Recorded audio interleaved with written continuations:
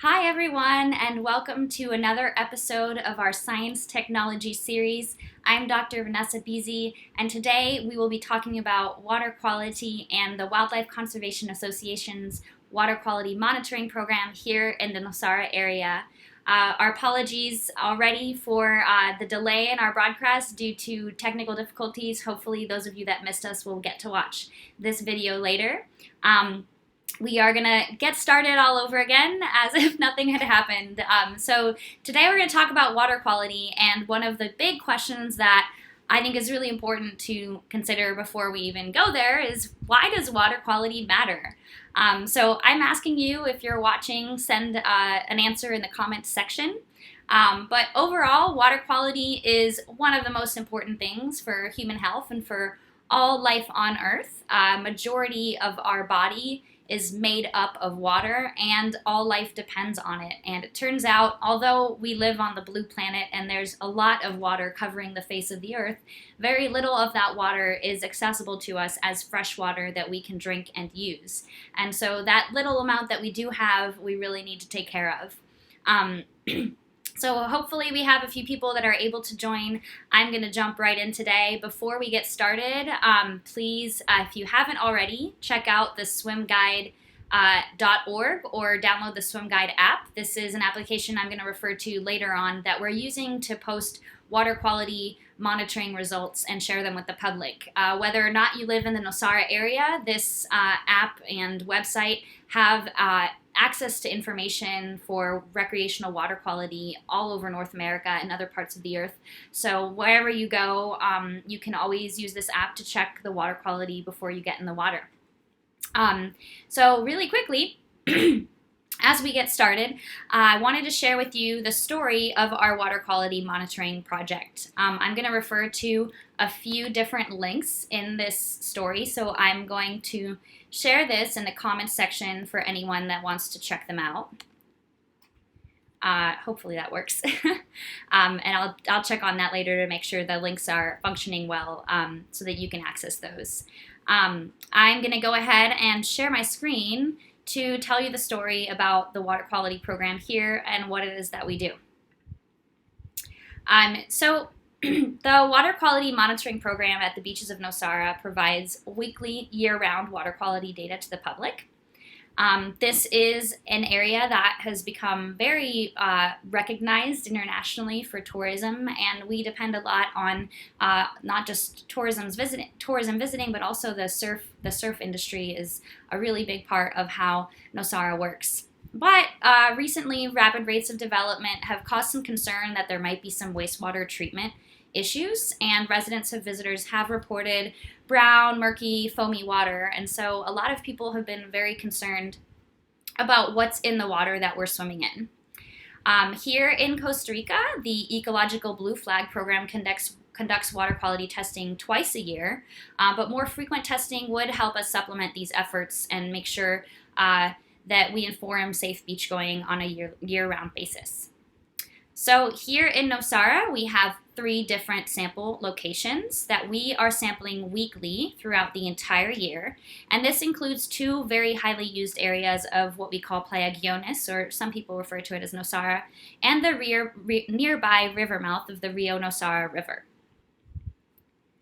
And we are collecting these samples and analyzing them in a water quality lab based on methodology that is established by the U.S. Environmental Protection Agency. And we collaborate with different projects. We are working with the Surfrider Foundation Blue Water Task Force and also with SwimGuide. These 2 organizations work to get water quality information to the public. Surfrider has an entire framework for organizing volunteers, collecting water samples, and communicating that information to the public. So we worked with these organizations to come up with the methodology that we use and share our information with the entire public. And this is, as I mentioned, SwimGuide app. This is where we are posting our results, as well as the Surfrider Foundation. So if you ever go to either of those sites, you'll be able to see the latest results for here in the area. And how can you help? So what I wanted to clarify is we're still raising funds for this program. And what we had to do to get started was raise a lot of money. And this came from a lot of different people in the community. I'm going to go back to my screen so you can see me. And so one of the first steps of this project, once we reached out to Surfrider and we talked to Swim Guide, was to raise the money that we needed to establish our own lab here. Thankfully, we have a lot of wonderful donors in the area that care a lot about recreational water quality and offered to support. We're still raising funds because here in Costa Rica, currently the standard for testing is a bacteria, and I'll explain a little bit what that means, a bacteria that is called fecal coliform. And this is basically a microbe, something you can't see, it's teeny tiny, and it serves as an indicator of water quality. If we see this bacteria in there, it's an indicator that there might be some type of contamination from sewage. So this is an indicator that was used all around the world until recently they've updated the standard, and it's now a different indicator that we call Enterococcus. It's just another type of tiny microbe. So for now, in Costa Rica, we're still using fecal coliform. That is what we are testing for here in Nosara, but we hope to raise the funds to have the money to also test for Enterococcus, since this is a new standard that is a much better indicator of water quality. So essentially, these little microbes, once they reach a certain level, a certain number of what we call colony-forming units, which basically just imagine that like little colonies of bacteria, once we reach a certain number, that's an indicator the water is no longer safe for us to swim. So we monitor those levels and let people know when that bacteria gets to a higher level. And so I have shared with you the links to the story map that I just went through that explains the water quality monitoring program if you want to learn more. The Swim Guide link, also the Surfrider link. And I'm sharing with you a special link to a virtual tour that we created that gives you a walkthrough of everything that I'm about to explain, the type of procedure that we have to go through to collect these samples and analyze them and get to the point that we can share them with you, the public. So to get started, I'm going to go to here. As I mentioned, we had to raise a lot of money, and this is a quick little time-lapse video of us getting the water quality lab set up. Now you might be surprised, it's just in someone's home. It's nothing fancy. It's a small little desk with a few different machines. And this is currently in a private home, but we would love to have it in a public space in the future to be able to have visitors and students learn about it. But essentially, to get set up, we had to get an incubator to incubate the bacteria in, and then a special machine that will seal them into these little packs that I'm going to explain in a second. So this is just a quick time lapse to show you us getting the lab set up. The next step is to go out and get samples. So remember I said we have 3 different sample locations. The most important thing is we clean our hands before. We have hand sanitizer, and once we do that, we have a little bag that comes completely sterile. It means it has no microbes in it. We open that bag, and all you have to do is walk into the water to knee depth, and get the water into the bag on an incoming wave. This is really important because the incoming wave will be a better indicator of just how many bacteria there are in that whole body of water. So we fill that bag up to the top, and then you just twist it shut, and it's that simple. This then gets kept on a little bit of ice to make sure the bacteria don't start growing, and we bring it to the lab. So we do this on a weekly basis at 3 different locations that we stop at, usually on Monday afternoons. And after we collect all of the samples, we have to go into the laboratory preparation mode. So in the lab, we wash our hands again. And here you're going to see me taking out a few different things that we use for the analysis. First is a sterile tray. You'll see what it looks like. It's literally like a tray that has little bubbles in it where the water will go. We always label everything according to the date, where we got the sample. And then we also have a sterile little container for the water where we shake that water sample up, and we pour it in, and we mix it with something that is basically bacteria food. And so by mixing it with this, we're going to put the bacteria at a certain temperature where they'll grow, and about a day later we can check the results and actually get an understanding of how many there are. Since we can't see them, this bacteria food helps us really get to see the color, and you'll see that in a second. So we mix it all into this little container and stir it up until it's completely mixed up. You can see that takes a little while, so I'll let you watch the bottle twirl. So next, we have to take that water and put it into the tray, being very careful not to contaminate everything. So again, I have clean hands, and you open the tray up and pour it right in there.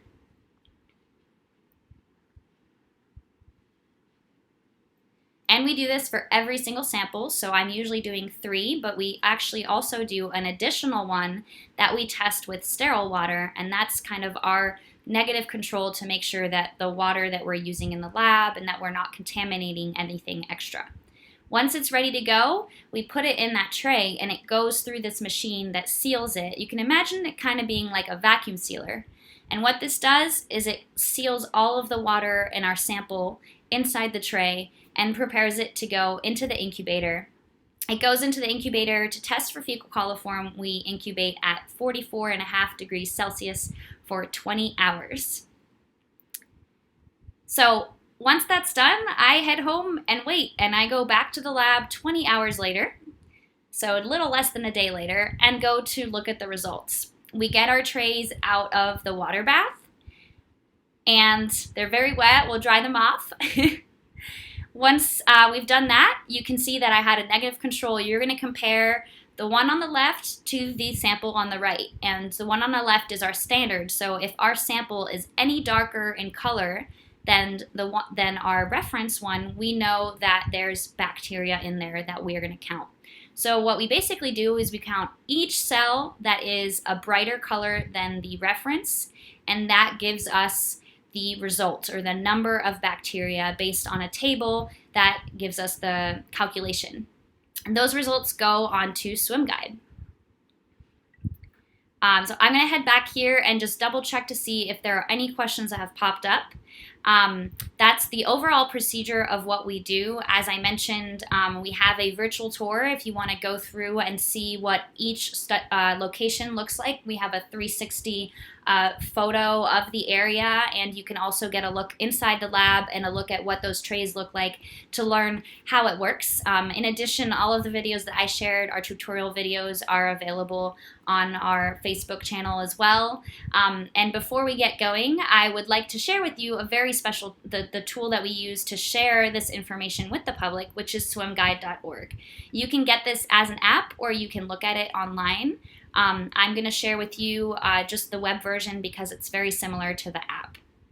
So at swimguide.org, as soon as you log in, you'll notice that the nearest beaches to you will appear. So here where I am, I'm closest to the 3 beaches that the 3 locations that we're monitoring.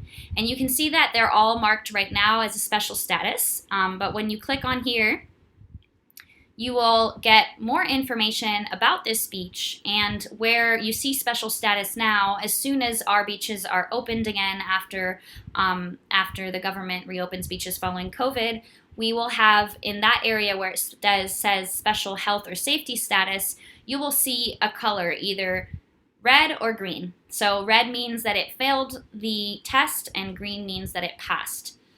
It's that simple. We update these every week, so whatever the color shows is the latest water quality result. When you scroll down, also on the app, you can scroll down, you will see the water quality graph indicates all of the test results over the last year, how often this site passed and how often it failed. And so here you can get a general understanding of just how clean, more or less, the water is where you are. So another example, just so you can see what it looks like when it's active, here we have a beach in Key West, Florida. If you click there, you can see that there is a green status for that beach. It's indicated as historical, maybe because it's been a while since they've updated their results. So that's a very quick explanation of our water quality project. We are on hold right now. All of our research is suspended until June, but as soon as we get started, we will be posting results on a weekly basis for those 3 locations here in Nosara, monitoring fecal coliform bacteria levels, and hopefully soon Enterococcus as well. So make sure to check those sites for the results for water quality throughout the entire year here, anytime that you might be using the water in Guiones or Playa Pilata. And I'll be following all of the comments. If anyone has questions about our methodology or how it works, I'd love to answer them, and hopefully one day soon we can do real tours inside of the lab. But if you are more curious, please do check out our virtual tour on the link that I shared. I hope everyone has a wonderful day, and sorry again for the technical difficulties today.